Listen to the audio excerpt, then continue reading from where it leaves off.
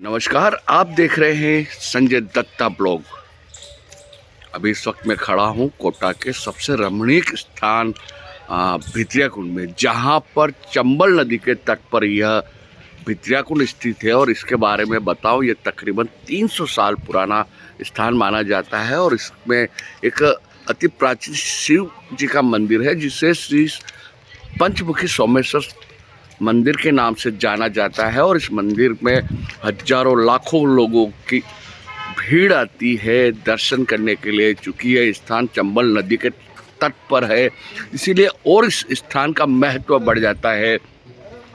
यह कोटा के शिवपुरा इलाके में यह मंदिर स्थित है।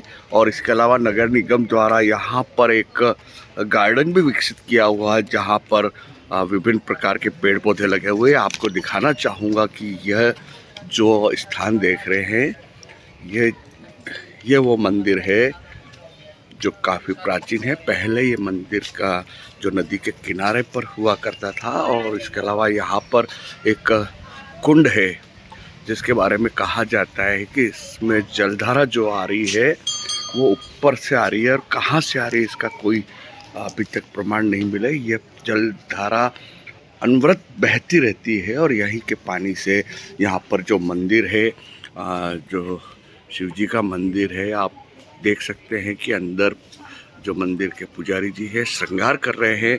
और मैं आपको दिखाता हूँ किस तरह से यहाँ पर अन्य मंदिर भी है। इसके अलावा एक पंचमुखी गणेश जी का मंदिर है, मूर्ति है, एक पंचमुखी गणेश जी कहलाते हैं। और आगे बढ़ते हैं। और चूँकि आज यह ब्लॉग बनाने का कारण क्या है, ये आपको कुछ देर में पता चल जाएगा। ये पंचमुखी गणेश जी का मंदिर है, काफ़ी भव्यता के साथ बनाई हुई मूर्ति है। इनकी काफ़ी महत्व है। पंचमुखी गणेश जी के नाम से जाने जाते हैं। और इधर चलेंगे तो आप मंदिर के मुख्य द्वार की तरफ बढ़ रहे हैं, जहाँ पर पंचमुखी शिवलिंग है। और इसके अलावा बात करें तो अन्य मंदिर भी दिखाएंगे, जो अन्य मूर्तियां हैं उनके भी दर्शन करवाएंगे आपको। और ये देखिए, ये ठीक कोटा थर्मल प्लांट जो है, जहाँ विद्युत उत्पादन होता है, उसके ठीक पीछे के साइड में ये चंबल नदी, जो हम कह सकते कोटा की पहचान है, वो नदी बहती है। और एक मनसापूर्ण हनुमान जी भी विराजे हुए यहाँ पर। और इनके प्रति भी लोगों की जो श्रद्धा है वो जग जाहिर है। और मैं आपको अब दिखाता हूँ जो मुख्य मंदिर है शिव जी का। ये देखिए, तीर्थराज भित्रिया कुंड महादेव इस वक्त श्रृंगार किया जा रहा है, जो यहाँ के पुजारी है उनके द्वारा। और कुछ देर बाद जब श्रृंगार पूर्ण हो जाएगा तो इनकी भव्यता देखते ही बनेगी। आइए अब आते हैं हम उस बात की तरफ जिसके लिए आज ये ब्लॉग तैयार किया हुआ है। क्यों इस जगह का महत्व है, कब है, ये आपको जानकारी देंगे। देखिए, ये जो यज्ञशाला बनी हुई है, ये महाशिवरात्रि महोत्सव की तैयारियां के अंतर्गत बनी हुई। और यहाँ पर क्या होता है ये जानकारी लेंगे यहाँ पे जो मुख्य यजमान है उनसे। और उससे पहले मैं आपको बता दूं, यहाँ पर जन कल्याणार्थ रुद्र महाराज महायज्ञ, काल सर्प दोष, पितृदोष शांति यज्ञ एवं अन्य जो जिस तरह से परेशान है तो उसके निवारण के लिए यहाँ पर यज्ञ किया जा रहा है। और लगातार यहाँ पर भक्त आते हैं और अपनी अपनी समस्या जो भी रही है उसका यहाँ पर यज्ञ के माध्यम से यज्ञ करके उन समस्याओं का हल किया जा रहा है। और इससे भी बड़ी बात है, ये लगातार श्री पंचमुखी सोमेश्वर सेवा समिति है, जो लगातार कई वर्षों से तकरीबन 20 वर्ष हो चुके हैं। यहाँ पर हर वर्ष निःशुल्क कन्या विवाह सम्मेलन आयोजित करती है, जिसमें काफ़ी संख्या में उन गरीब परिवार की कन्याओं का निःशुल्क विवाह संपन्न कराया जाता है जो आर्थिक रूप से सक्षम नहीं होते हैं। इसके लिए पूरे शहर भर के दानदाता व जो सेवा भावी लोग हैं वो अपनी तरफ से पूरी मदद करते हैं। इस वर्ष यहाँ पर तकरीबन 39 कन्याओं का विवाह संपन्न कराया जाएगा और इसके लिए पूरी तैयारियां में जुटे हैं। इस वक्त यहाँ पर कार्यकर्ता नहीं दिख रहे हैं, ये उन तैयारियों में जुटे हैं कि आने वाले जो दिनों में जो तैयारियां की जा रही है उसमें पूरी तरह से जुटकर उस अपने जो इतना महान कार्य कर रहे हैं, जो एक सेवा कर रहे हैं, उसमें तत्परता से जुटे हुए हैं। 2004 से हम लगातार करते आ रहे हैं और कुछ समय कोरोना काल के समय ये थोड़ा बंद हो गया था और उसके बाद में अब अगली साल से और इस साल से चालू कर दिया है। ये 2004 से हमारा प्रोग्राम चालू है। इसमें हम 778 कन्याओं का विवाह कर चुके हैं और इस वर्ष जो है 39 कन्याओं का विवाह अष्टमी के रोज करेंगे, शिवरात्रि के रोज करेंगे। शिवरात्रि को 8 तारीख को गौधूली बेला में 39 कन्याओं का कन्यादान होगा। इसके अलावा जो यह यज्ञशाला बनी हुई है, किन किन दोषों का निवारण किया जाता है यहाँ पर प्रतिदिन, कब से हो रहा है ये? जी, यहाँ पर जो ये यज्ञशाला है ये नवकुंडात्मक यज्ञशाला है। यहाँ पर 9 कुंड बने हुए हैं जिनमें अलग अलग प्रकार की आहुतियाँ डाल करके और अनेक अनेक प्रकार के समस्याओं का समाधान किया जाता है। 9 कुंड है। यहाँ पर प्रधान कुंड पर सभी सिद्धियों को प्राप्त करने वाला, सभी सिद्धियों को देने वाला प्रधान कुंड है। उसके उपरांत दूसरा कुंड आता है उप प्रधान कुंड। वो उप प्रधान कुंड भी सभी समस्याओं का समाधान करता है। उसके बाद में हमारे पास में आता है तीसरे नंबर पर योनि कुंड। योनि कुंड में जिनके संतान बाधा बनी हुई है या जिनके संतान नहीं होती है उनके लिए योनि कुंड में बैठा करके हम यज्ञ करवाते हैं।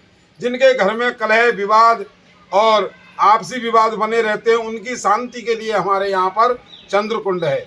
और भूमि भवन कंस्ट्रक्शन से आदि संबंधित तो ऐसे आदमियों को हम मंगल कुंड पे, और जिन कन्याओं के लग्न कुंडली में मंगल है और जिन बरों के भी मंगल हैं, मंगल से ग्रसित जो आदमी हैं उनका मंगल कुंड में बैठा करके हवन करते हैं। राजनेता या ठेकेदार या इस प्रकार के जो आदमी हैं उनको हम सूर्य कुंड में बैठा करके आहुति दिलवाते हैं। यंत्र मंत्र तंत्र टोटके जादू टोना हर प्रकार की बाधा से मुक्ति पाने के लिए हमारे यहाँ अशस्त्र कुंड है, जिसमें हम अशस्त्र कुंड में आहुतियाँ डला करके शत्रुओं का समन कराते हैं। उसके बाद हमारे पास में 8वां कुंड आता है पद्म कुंड। नाम से ही प्रचलित है। पद्म महालक्ष्मी का कुंड है। जिनके लक्ष्मी का अभाव रहता है, व्यापार में वृद्धि नहीं होती, व्यापार में कोई रुकावट आ जाती है या लक्ष्मी का अभाव बना रहता है, तो उस अभाव को दूर करने के लिए हम यहाँ पद्म कुंड पे कमल गट्टे से हवन करवा करके और लक्ष्मी का आह्वान करते हैं। और 9वां कुंड हमारे पास में होता है सड़स कुंड।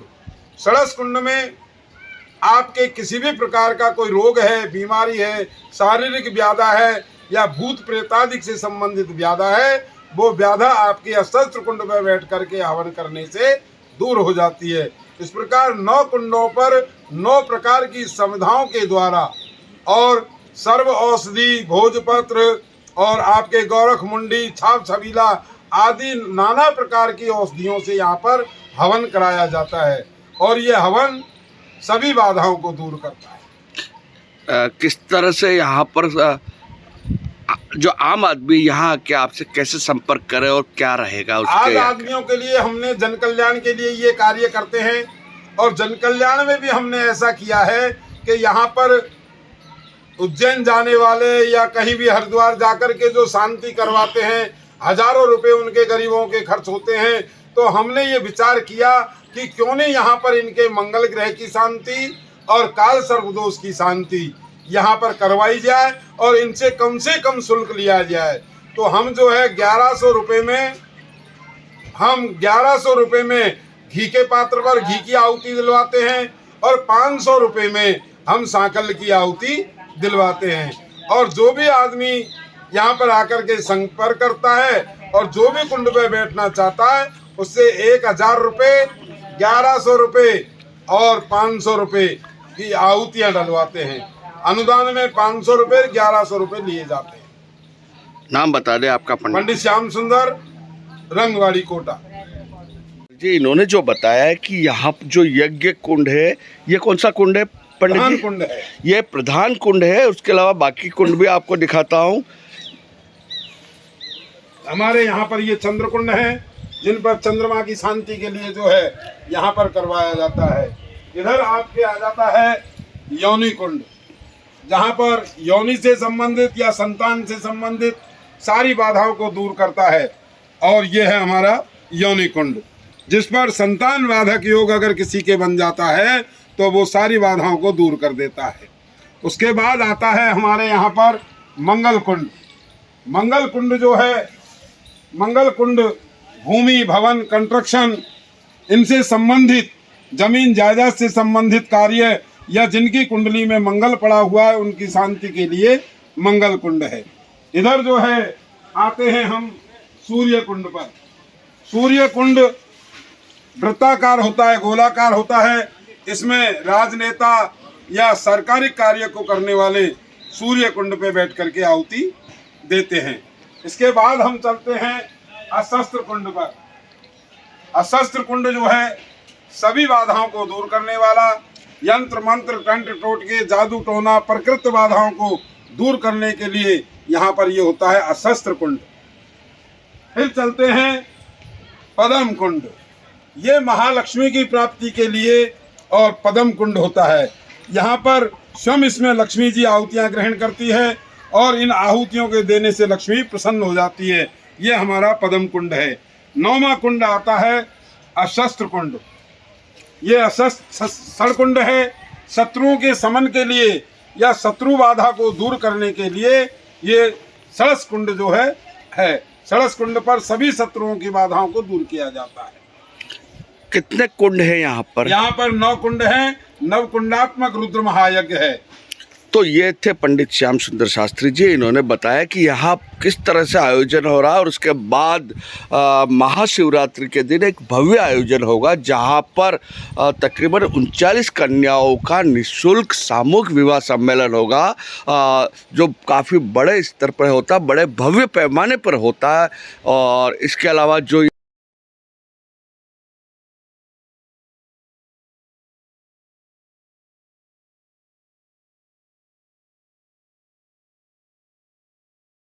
माने पर जो आयोजन होता है वो देखने लायक होता है। और ये जो कार्यक्रम है, जो पंडित जी ने जैसा बताया, इसमें आप भी आकर अपनी जो समस्या है वो दूर कर सकते हैं। इसके लिए यहाँ पर आके श्री पंचमुखी सोमेश्वर सेवा समिति के सदस्यों से मिलना होगा और इसके बाद आपको इस महाअनुष्ठान में अपना योगदान भी दे सकते हैं और अपनी समस्याओं का समाधान भी कर सकते थे। तो दोस्तों, ये था आज का हमारा विशेष कार्यक्रम संजय दत्ता ब्लॉग में। इसे देखते रहे और चैनल को सब्सक्राइब करना न भूलें और अपनी राय भी हमें भेजें कि किस तरह से कार्यक्रम आप पसंद करते हैं। आज्ञा दीजिए अपने दोस्त संजय दत्ता को। अगले ब्लॉग में फिर मिलेंगे। नमस्ते, जय श्री राम और जय हिंद।